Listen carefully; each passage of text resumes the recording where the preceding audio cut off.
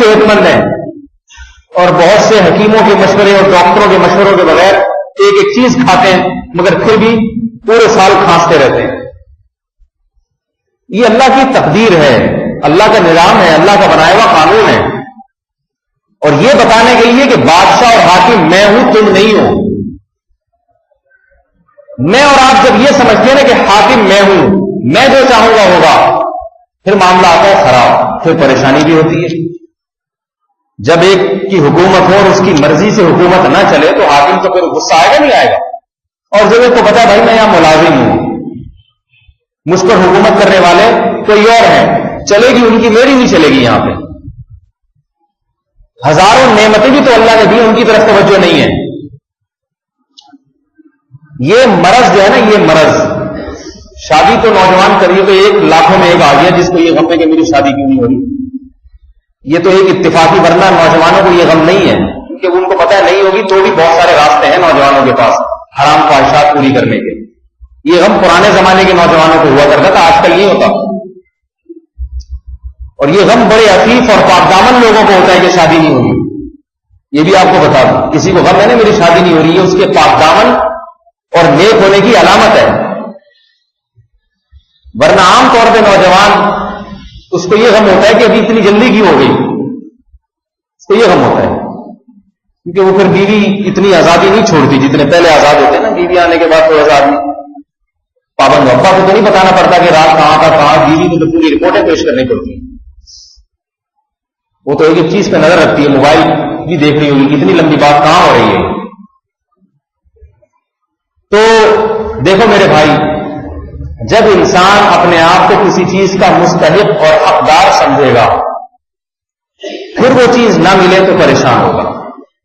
اور اگر اپنے آپ کو حقدار نہیں سمجھے گا، پھر اگر ملنا شروع ہوگی، تھوڑی بھی ملے گی نا، اس کو بھی خوش ہوگا. اس کی میں ایک مثال دیتا ہوں. دروازے پر فقیر آیا، اللہ کے نام پہ کچھ دے دو، آپ نے 10 روپے پکڑا دیے اس کو، کتنا خوش ہوتا ہے نہیں؟ جھک جائے گا اور بڑی دعائیں دے کے جائے گا، اللہ تمہاری روزی میں برکت دے، اللہ تمہاری عمر میں برکت دے. اور ایک آدمی وہ جس سے آپ نے ایک محنت مزدوری کروائی اور آپ نے طے کیا کہ میں تجھے 1000 روپے دوں گا. اب جب وہ پیسے لینے کے لیے آیا تو آپ 1000 کے بجائے 100 روپے دے رہے ہیں اس کو. فقیر کو آپ نے 10 روپے دیے تھے، اس پہ وہ خوش ہو گیا تھا، اور اس مزدور کو آپ 100 روپے دے رہے ہیں، یہ پھر بھی خوش نہیں ہوگا. کیوں؟ یہ اپنے آپ کو 1000 کا مستحق سمجھتا ہے اور آپ اس کو دے کتنے رہے ہیں؟ 100 روپے. اس 100 پہ اس پہ غصہ آئے گا کہ بنتے میرے 1000 ہیں اور دے رہا کتنے ہیں مجھے؟ 100 روپے. اب آپ اس کو یہ دلیل دینا شروع کر دیں کہ دیکھ پہلے والے کو میں نے 10 روپے دیے ہیں، وہ اس پہ اتنا خوش ہو گیا، تجھے تو 10 گنا زیادہ دے رہا ہوں، تجھے تو خوشی سے مر جانا چاہیے. وہ کہے گا وہ مستحق نہیں تھا، حقدار نہیں تھا، اور میں حقدار ہوں. یہ بات اگر آج سمجھ میں آ جائے تو ہماری پریشانیاں حل ہو جائیں گی. اللہ ہمیں جو کچھ دے رہا ہے، ہم اس میں سے کسی چیز کے حقدار نہیں ہیں.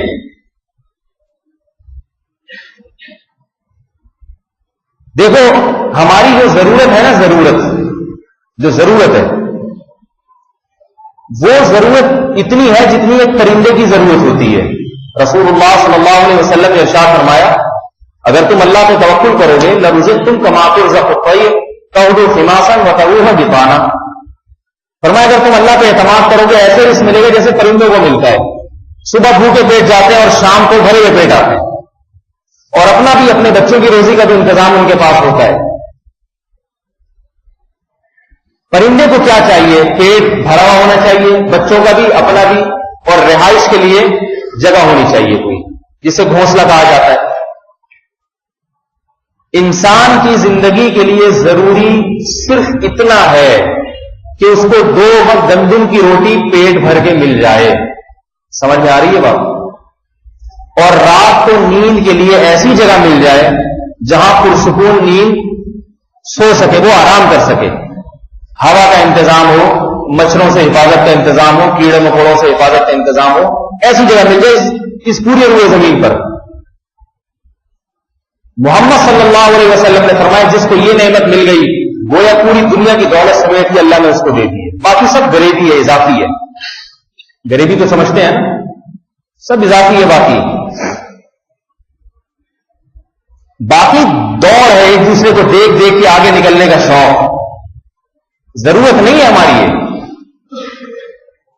دوڑ ہے کہ اس کے پاس گاڑی میرے پاس کیوں نہیں ہے، اس کا ڈیفنس میں 1000 گز کا بنگلہ، میری جھوپڑی کیوں ہے. یہ پھر دوڑ ہے، اس کی پھر کوئی انتہا نہیں. کیونکہ جب ڈیفنس میں 1000 گز کا بنگلہ ہوگا تو پھر خیال آئے گا پاس کے پاس امریکہ میں ہے، میرے پاس پاکستان میں کیوں ہے. پھر جب امریکہ میں ملے گا تو پھر یہ کہ وہ تو امریکہ کا صدر بنا ہوا ہے، میں عام رعایت کیوں ہوں.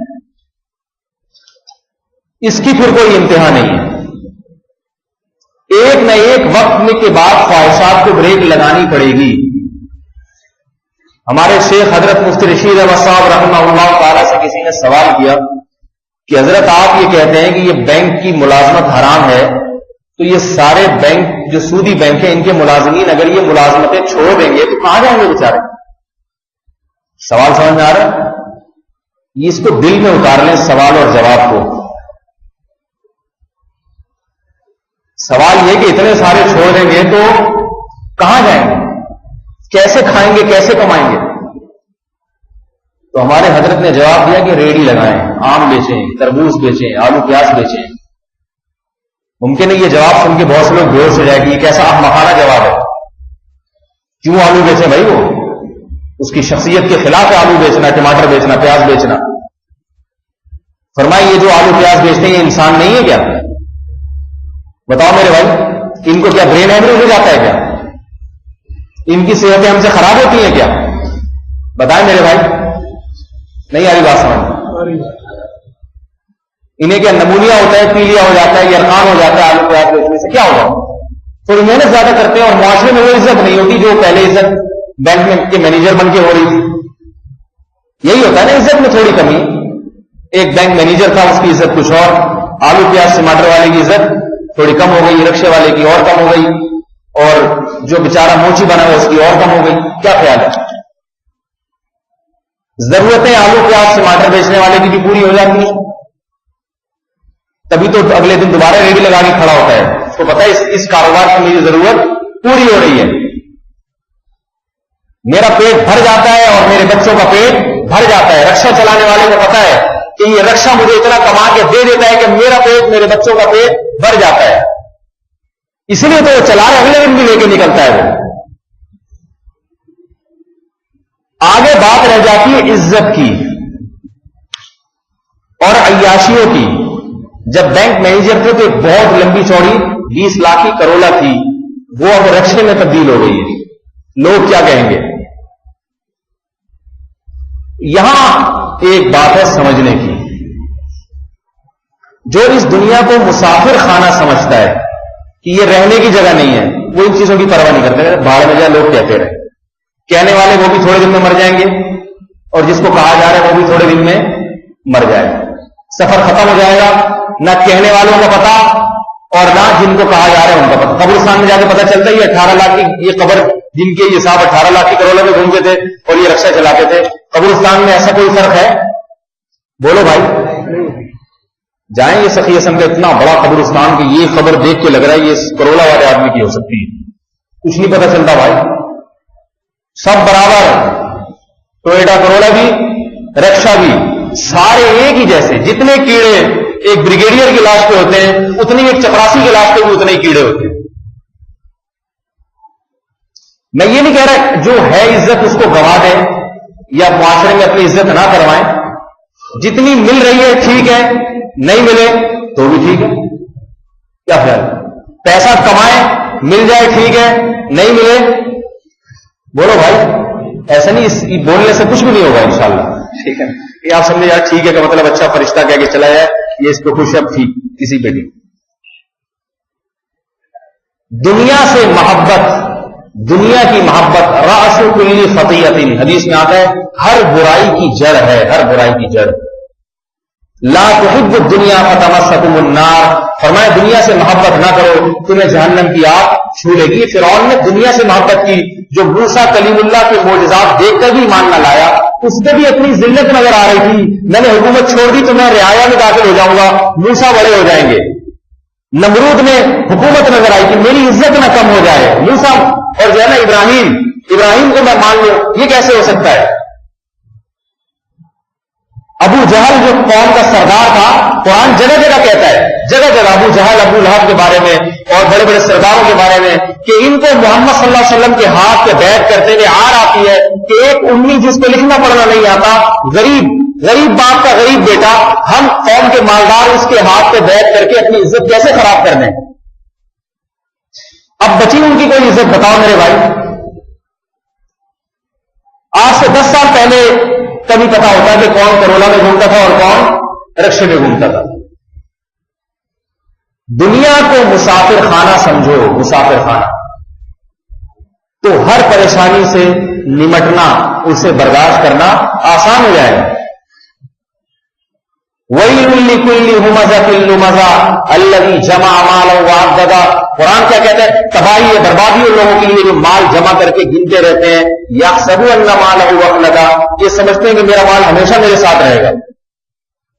یہ وہ ساری حماقتیں اور بیوقوفی ہیں جن کی وجہ سے انسان کی دل و دماغ کا سکون برباد ہو جاتا ہے۔ دولت سے دل، دیواروں سے دل، گاڑیوں سے دل، اینٹوں سے دل لگایا ہوا، گھر کی ٹائلیں دیکھ دیکھ کے خوش ہوتے رہتے ہیں، اتنی پکی۔ محمد صلی اللہ علیہ وسلم نے فرمایا، دیکھو آپ علیہ السلام حکیم تھے، حکمت والے تھے، لہذا آپ کی تعلیمات میں بے پناہ حکمت۔ آپ علیہ السلام نے دنیا کی کسی چیز کی اتنی مخالفت نہیں کی جتنی تعمیر اور گھروں کی ہے۔ کیوں؟ تعمیر کی سب سے زیادہ مخالفت کی آپ علیہ السلام نے۔ فرمایا بدترین چیز جس پر انسان کا پیسہ خرچ ہو وہ تعمیر ہے۔ صحیح حدیث ہے یہ۔ کیوں؟ باقی جتنی چیزوں پہ پیسہ خرچ ہوتا ہے نا، ان کا نفع انسان پورے طور پر زندگی میں اٹھا لیتا ہے، لہذا یہ اس کی علامت نہیں کہ دنیا سے محبت ہے اس کو۔ آپ ہوٹل میں گئے، آپ نے بہترین کھانا منگوایا، آپ کو پتا ہے جب تک زندہ رہوں گا امید ہے کہ یہ بم دھماکے سے پہلے انشاءاللہ، یہاں تو یہی ہوتا ہے، پتہ نہیں ہوتا کبھی بم پڑ جائے، تو امید ہوتی ہے کہ اس سے پہلے میں یہ کھا لوں گا، یہ نفع میں زندگی میں اٹھا لوں گا۔ لیکن گھروں میں جتنا سریا ڈالا جاتا ہے، پتا ہے کہ میری ہڈیوں میں اتنا سریا نہیں ہے، نہیں آئی میرا خیال ہے بات سمجھ۔ 60 سال کا آدمی جب کھڑا ہو کر اپنا گھر بناتا ہے نا، تو تقدیر اس پہ ہنس رہی ہوتی ہے، کہتی ہے تو مٹی کے گارے کی اینٹیں بھی بنا دیتے نا تو یہ اینٹیں باقی رہتی اور تمہاری ہڈیاں پہلے ختم ہونے والی، لیکن وہ کتنی محنت سے بنا رہا ہو۔ یار ایسا کرو، باتھ روم ادھر آنا چاہیے، ذرا اچھا لگے گا یہاں، اور ایسا کرو سریا ڈبل کر دو، پکا بنے، زلزلے بھی بعض دفعہ آ جاتے ہیں۔ یہ کس کی علامت ہے؟ بھائی اپنی عمر دیکھو، اپنی زندگی دیکھو۔ محمد صلی اللہ علیہ وسلم نے کیا فرمایا؟ بدترین چیز جس پر پیسہ خرچ ہو وہ کیا ہے؟ بولو بھائی، تعمیر۔ اس لیے کہ تعمیر انسان کا ساتھ نہیں دیتی۔ جن چیزوں کی تعمیر کی جاتی ہے ان کی عمریں انسان کی عمر سے کئی گنا زیادہ لمبی ہوتی ہیں، کئی گنا زیادہ لمبی۔ ہمارے شیخ حضرت مفتی رشید احمد صاحب رحمۃ اللہ علیہ کے پاس بہت دولت تھی، اپنا گھر نہیں خریدا انہوں نے، بنایا ہی نہیں، کرائے کے گھر پہ رہتے رہے ساری زندگی۔ کھانے پینے کا انداز بڑا نرالا تھا، بہت اعلیٰ خوراک کھایا کرتے تھے، بہت اعلیٰ خوراک، اس لیے کہ وہ تو کھائی اور ختم ہو گئی۔ بہت اعلیٰ لباس تھا اور پگڑی بہت مہنگی، خوشبوئیں 50-50 ہزار کے اسپرے ختم ہو جاتے ہیں۔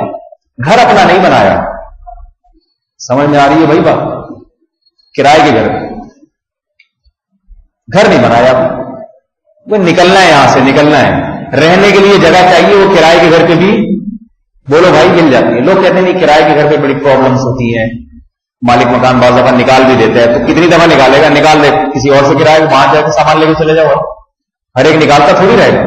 میں اس لیے کہہ رہا ہوں کہ میرے پاس فون آتے ہیں بہت سے اسی ٹینشن میں مرے جا رہے ہیں کہ اپنا گھر نہیں ہے۔ باہر سے یورپ سے بھی بعض لوگوں نے فون ہے، اپنا گھر نہیں ہے، سود پہ قرضہ لے لیں کیا گھر بنانے کے لیے۔ ایک دفعہ ایک صاحب کا امریکہ سے فون آیا، میں بہت بڑا پریشان ہوں، میرا گھر نہیں ہے، پاکستانی تھا، میں کیا نام ہے قرضہ لینا چاہتا ہوں اور سود مجھے ادا کرنا پڑے گا، لیکن اس سے یہ فائدہ ہو اپنا گھر ہو جائے گا، بڑے خوشی خوشی، اس سے فائدہ کیا ہوگا؟ اپنا گھر۔ میں نے کہا کتنی قسطیں جائیں گی؟ اس نے قسطیں بتائیں، وہ پاکستانی لاکھوں روپے بن رہے۔ میں نے کہا اللہ کے بندے یہ قسطیں تمہاری زندگی میں پوری ہو جائیں گی؟ اس نے کہا امید تو ہے. کیا کہا؟ میں نے کہا بتاؤ گھر کا مقصد کیا ہوتا ہے؟ گھر کا مقصد اگر شو مارنا ہے نا، گھر کا مقصد میرا گھر، سب کو بتائے گا یہ کس کا گھر ہے؟ میرا گھر. شو مارنا ہے پھر تو خریدو. اور اگر گھر کا مقصد ہے پرسکون رہائش، یہی مقصد ہوتا ہے نا. میرا خیال ہے بھائی میں شاید انگلش میں بات کر رہا ہوں، آپ لوگ کسی بات کا جواب نہیں دیتے. بھائی گھر کا مقصد کیا ہوتا ہے؟ پرسکون رہائش، مناسب محلے میں لوگ ذرا دائیں بائیں اچھے قسم کے ہوں، آڑے ترچے لوگ نہ ہوں، محلہ مناسب ہو، پڑھے لکھے لوگوں کا ہو، اور گھر کے اندر بھی صفائی ستھرائی کا نظام ہو، اور مچھروں سے کھٹملوں سے ان چیزوں سے حفاظت، یہی مقصد ہے. تو میں نے کہا آپ کو اس قسم کی رہائش ملی ہی نہیں امریکہ میں. کہہ رہے وہ تو ہے. ظاہر سڑک سے تو نہیں، فٹ پاتھ پہ تو نہیں لیٹا ہوا فون کر رہا تھا مجھے، کہیں نہ کہیں تو بیٹھا ہوا ہی ہوگا. جب یہاں سے امریکہ جا سکتا ہے تو کچھ نہ کچھ تو رہائش ہو سکتی ہے. تو میں نے کہا جب مقصد پورا ہو رہا ہے تو رہتے رہو اسی میں، رہتے رہو اسی میں. باقی مرنا یہاں سے بھی ہے اور اپنے گھر سے بھی مرنا ہے. اور میں نے کہا یہ جو قسطیں آپ بھرو گے نا لاکھوں روپے، ان قسطوں کو صدقہ و خیرات نہیں کیا جاتا تو کھا پی کے ختم کر دو. اتنا اچھا کھا لو گے کہ اوباما بھی وہ خوراک کبھی نہیں دیکھی ہوگی اس میں. اتنا اچھا پہن لو گے، اتنا اچھا کھا لو گے، بہترین سواری رکھو، بہترین خوراک رکھو، بہترین لباس رکھو، بہترین سا کوئی چشمہ ریبن کا خرید لو، ٹھیک ہے. لوگ چشمہ دیکھ کے سمجھیں گے یہ اس کا ذاتی گھر ہے، کرائے کا نہیں ہو سکتا. شو بھی مر جائے گی اور جو ہے رہائش بھی حاصل ہو جائے گی. کہنے لگا نہیں یہ تو بڑی اپنا تو ہونا چاہیے، آج کل تو بڑا ضروری. میں نے کہا آج کل بھی ضروری نہیں ہے. آج کل اپنے گھر میں بڑے پیسے لگ جاتے ہیں، اتنے پیسے اتنی زندگی نہیں ہے. کھا پی کے ختم کرو، بڑے مزے والی زندگی گزر جائے گی. کہہ رہے نہیں. پھر میں نے اپنی مثال دی. میں نے کہا میں تو یہ سوچ سوچ کے خوش ہوتا ہوں، مالک مکان ممکن ہے یہاں بھی بیٹھے ہوں، پیش کی معذرت کو ہمارے مالک مکان، کہ بھئی مالک مکان نے لاکھوں روپے خرچ کر کے گھر بنایا، رہ میں رہا ہوں اس کو تھوڑا سا کرایہ دے. تو خوشی کی بات ہے یا نہیں؟ گھر کا مقصد رہائش ہوتی ہے. لاکھوں روپے خرچ اللہ نے کسی اور سے کروایا، 8,000 6,000 10,000 کرایہ دے کے رہتا کون ہے اس میں؟ مولوی صاحب. ایسا بنایا تو نے، میں تو سوچ بھی نہیں سکتا تھا کہ میں 1 کروڑ کا یا 80 لاکھ کا گھر بناؤں گا، زندگی میں تک تصور بھی نہیں کر سکتا اس کا. لیکن اللہ خرچ کسی اور سے کروا کے مجھے 6,000 7,000 میں وہاں لا کے رکھا ہے، رہو یہاں پہ آرام سے. اور کبھی یہ خیال ہے کہ اگر کبھی مالک مکان سے انبن ہو گئی نکال دے، کوئی بات نہیں، کرائے کے گھر دنیا میں ختم تھوڑی ہے، نکال دیں، اگلی گلی میں چلے جائیں. کیا خیال ہے؟ اگلے محلے میں سارے محلہ گھومیں گے پھریں گے، نازم آباد پسند نہیں آیا گلشن چلے جائیں گے. کرائے کے مکان میں سہولت یہ بھی ہوتی ہے کہ آپ کو علاقہ اچھا نہیں لگ رہا، پانی کا مسئلہ ہے، کسی اور جگہ چلے جائیں. ذاتی گھر چھوڑ کے جانا تھوڑا سا مشکل کام. اور ذاتی گھر والے جن ٹینشنوں میں مبتلا ہے نا، مکانوں کی قیمتیں گر گئی ہیں، بہت سو نے اتنا پیسہ پلاٹ میں انویسٹ کیا، اب وہ جب قیمتیں گری تو وہ بیچارے خود چاہ رہے ہیں کہ ہم خود کی کہیں انویسٹ ہو جائیں، کہیں کسی کو بینک میں رکھوا کے آ جائیں ہمیں گروی. اپنی سوچ کو تبدیل کیے بغیر سکون اور اطمینان نہیں آ سکتا. اس دنیا کو مسافر خانہ سمجھو. ایک مثال دے کے اپنی بات ختم کرتا ہوں. دیکھیے یہاں سے آپ لانڈی جا رہے ہیں کسی گاڑی میں، W11 کی میں مثال دیتا ہوں، ویسے وہ لانڈی جاتی نہیں ہے لیکن زیادہ کراچی میں جہاں بھی مثال دی جاتی ہے میرا خیال ہے W11 ہی بھی دی جاتی ہے. تو میں W22 کی کیوں دوں، پھر W11 ہی کی دوں گا میں مثال.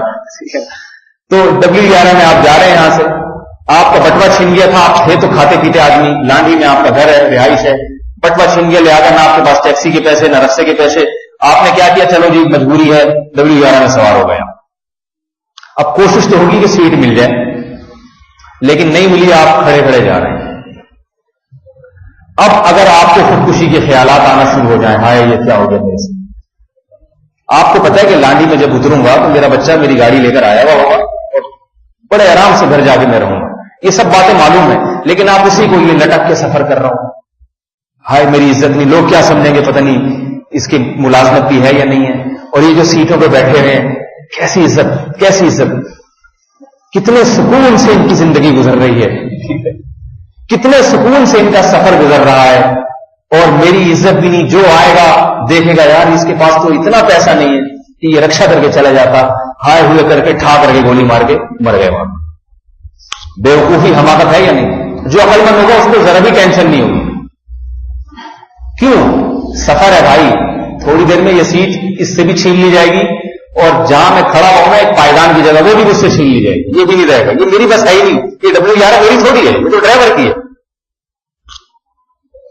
वो जिसको चाहे दिखा दे, जिसको चाहे यहां से उठा दे। मैंने उतरना लांजी पे, वहां पुरसुकून। बल्कि मैं आपको एक बात बताऊं, एक फांसी के मुजरिम को ले जाया जा रहा है लाहौर हाई कोर्ट, तो फांसी वालों को बड़ा प्रोटोकॉल दिया जाता है, उसको एसी पार्लर में लेके जा रहे हैं, अच्छी तरह बिठा के एयर कंडीशन रूम, और मजे से नाश्ता भी टाइम पे आ रहा है और सारी चीजें, लेकिन उसको पता है आगे जाके मुझे लटकना है। तो अब ये जो बेचारे जिसको बैतुल खला के बाहर जगह मिली हुई थी ना, जो बाद ऐसे होते हैं बैतुल खला के बाहर गरीब गुरबा बेचारे सफर कर रहे होते हैं ट्रेनों में बैठ, वो देख देख के रश करना शुरू करते हैं, यार इसकी इज्जत, एसी पार्लर में ऐसे मजे से इसको अंडे पराठे कबाब खिलाए जा रहे हैं, काश इसकी जगह मैं होता। लोग कहेंगे ना भाई शुक्र अदा कर तू इसकी जगह नहीं है, तो क्या यार नहीं, मेरी तो कोई इज्जत ही नहीं। हर आदमी कहता है इसके पास इतने पैसे नहीं कि एक सीट ले लेता, बैतुल खला के बाहर बैठा हुआ, जो भी आता है ठुड्डा मार के जाता है, ठोकर मार के जाता है, ये मेरी इज्जत। लोग क्या कहेंगे भाई, उसकी इज्जत से धोखा ना खाना। सफर है, आगे स्टेशन पे जब गाड़ी रुकेगी तो तुझे भी यहां से उतार लिया जाएगा, उसे भी उतार लिया जाएगा। आगे के हालात अगर तेरे अच्छे हैं खुश हो जा, अगर आगे तेरे भी वही हालात है जो उसके हैं फिर तुझे गम करना चाहिए। तो मेरे भाई ये दुनिया की इज्जत थोड़े दिनों में खत्म हो जाती है। हमसे पहले जो लोग गुजरे हैं ना, जो अभी मर चुके हैं, थोड़े दिन तक तबसरा होता है, फिर लोग ये भूल जाते हैं कि कौन मरा, कोई ब्रिगेडियर साहब मरे थे या कोई चपड़ासी मरा, किसी का कुछ पता नहीं होता। ऐसी दुनिया, इतनी थोड़ी उम्रें, 60-70 साल ऐसे गुजरते हैं इंसान, इतनी थोड़ी उम्रों में ये कि ख्वाहिश कि मेरे पास गाड़ी भी हो, मेरे पास ये भी हो, मेरे पास वो भी हो, जबकि पता है कि थोड़े दिनों में आपके पास ये रहेगी नहीं। तो मेरे भाई फिर ऐसी चीजों से दिल लगाना बेवकूफी और हमाकत है। लिहाजा आज से अज़म कर लो, 2 वक्त की रोटी जब तक पेट भर के मिलती रहेगी अल्लाह का शुक्र अदा करते रहेंगे। समझ में आ रही है ना बात? नहीं मिलेगी फिर थोड़ी शिकवे शिकायतें, अल्लाह ये इतना बर्दाश्त नहीं कर सकते, ठीक है ना, रोटी पेट में उतरनी चाहिए, ये बर्दाश्त नहीं हो पाता, तो फिर अल्लाह से शिकायतें करता हुआ अच्छा भी लगेगा इंसान। और ये जो हालात है ना, आजकल फोन आ रहे हैं, लोग आ रहे हैं, ये हो गया, हाइकिंग हो गया। बाज लोगों को मैं कहता हूं, मेरे पास एक साहब आए, मेरा 80,000 का नुकसान हो गया, उन दिनों में मेरा 3 लाख का नुकसान हो गया था मेरा, कितना, और मेरे पास वो 3 ही थे, उसके अलावा कुछ भी नहीं था, कारोबार में लगाए वो लेके भाग गया।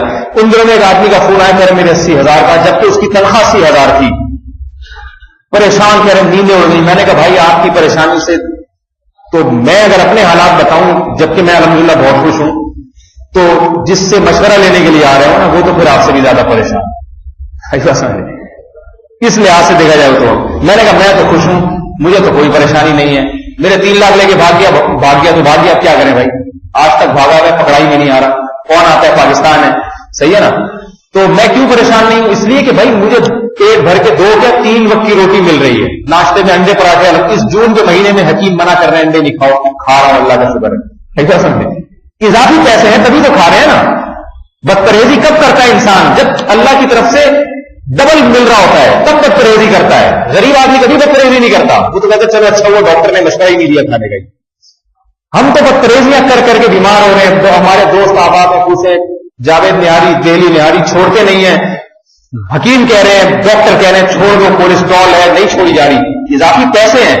तो मैं 3 लाख को लेके भाग गया, फिर मैं अगर परेशान होता हूं तो अल्लाह कहेगा नहीं नालायक, तुझे सुबह शाम कबाब पराठे खिला रहा हूं मैं, तुझे जॉगिंग करके दौड़ के तो कोलेस्ट्रॉल कम करना पड़ता है जिस्म के अंदर, आई बात समझ, और इतना खिला रहा हूं, इतना पिला रहा हूं, 8 शादियां माजरत के साथ, कितनी शादियां करके बैठा हुआ है, फिर शादियों का शौक खत्म नहीं हो रहा, इतने सारे बच्चे हैं, उन सब बच्चों का रिस्क अदा कर रहा हूं, सब कुछ हो रहा है, 3 क्या 1 करोड़ भी लेके भाग जाए। पकड़ने की कोशिश करें, दिमाग में टेंशन न लेकर आए, क्योंकि जो बुनियादी जरूरतें अल्हम्दुलिल्लाह पूरी हो रही। मैं अपनी मिसाल को शो मारने के लिए नहीं दे रहा, इसलिए मिसाल दे रहा हूं कि जब तक कोई मिसाल सामने होती है तो इंसान के लिए अमल आसान हो जाता है। तो मेरे भाई जब तक ये मिलता रहेगा खुश रहेंगे नहीं रहेंगे। उसके बाद भी किसी को खुदकुशी का ख्याल आया तो याद रखो, एक आदमी ने खुदकुशी की, मोहम्मद सल्लल्लाहु अलैहि वसल्लम ने उसका जनाजा पढ़ने से इनकार कर दिया। खुदकुशी इतनी बदतरीन बुरी मौत है कि खुदकुशी करने वाले पर तरस खाना जायज नहीं है। जनाजा उसका पढ़ा जाएगा, लेकिन उन्होंने लिखा कौम का मुफ्तदा और रहबर जो बाइकआउट करे उसके जनाजे, लोगों को तुम पढ़ के दफना दो इसको, ہمارے اندر ہر میں آئے بیچارے کے ساتھ کتنا ظلم ہوا، گولی مار دی اپنے آپ کو۔ اتنا ظلم کسی کے ساتھ نہیں ہوتا کہ وہ گولی مار دے اپنے آپ کو۔ اللہ نے ہر ایک کو برداشت کی طاقت دی ہے۔ من یتصبر یصبر اللہ، حدیث میں آتا ہے جو اللہ سے صبر مانگتا ہے، چاہتا ہے، اللہ اس کو صبر کی توفیق بھی عطا فرماتے ہیں۔ نہیں چاہتا تو پھر وہ خودکشی کے خیالات ہی آتے ہیں۔ تو لٹک جاؤ، جس نے لٹکنا ہے بھائی، بے روزگاری میں کھمبوں سے لٹکنا ہے، لٹک جاؤ، ہم بھی ترس نہیں کھائیں گے، اللہ بھی ترس نہیں کھائے گا۔ اور یاد رکھو، خودکشی کرنے والا سمجھتا ہے کہ میں مصیبت سے جان چھوڑ کے مر رہا ہوں، جبکہ حقیقت میں وہ مرتا نہیں ہے۔ محمد صلی اللہ علیہ وسلم نے فرمایا جس نے اپنے آپ کو پہاڑ سے گرا کے مارا، برزخ میں اللہ پہاڑ بنائیں گے جس سے قیامت تک اپنے آپ کو گرا کے مارتا رہے گا۔ جس نے اپنے آپ کو آگ سے جلا کے مارا، برزخ میں قبر میں آگ لگائی جائے گی اور موت تک آگ کے اندر جلتا رہے گا۔ اسی پر قیاس کر کے علماء نے کہا جس نے کرنٹ سے مارا، کرنٹ لگایا جاتا ہے۔ جس طرح سے اپنے آپ کو ہلاک کیا ہے زہر کے ذریعے، جس طرح سے اللہ اس کو زندہ کر کے زہر پلاتے رہیں گے، مرتا رہے گا جب تک کہ میدان حشر قائم نہیں ہو جاتا، اس کو یہ عذاب اور مصیبت دی جاتی رہے گی۔ تو وہ مصیبت سے بچتا نہیں، اپنے آپ کو اس سے بڑی مصیبت میں ڈال دیتا ہے۔ مصیبت سے بچنے کا یہی نسخہ ہے جو میں نے آپ کو بتایا کہ اللہ پہ اعتماد، توکل اور اس کی نعمتوں پہ شکر کرنا سیکھے انسان۔ اللہ تعالیٰ ہم سب کو عمل کی توفیق عطا فرمائے۔ ہمارے البلا